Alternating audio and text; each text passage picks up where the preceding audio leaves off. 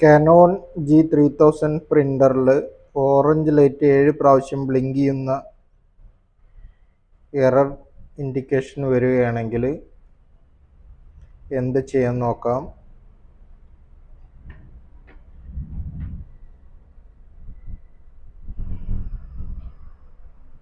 One, two, three, four, five, six, seven.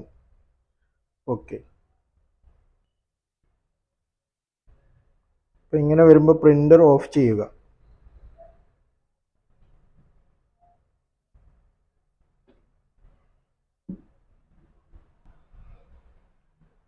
ഈ stop button press ചെയ്ത് hold ചെയ്യുക, press ചെയ്ത് പിടിക്കുക.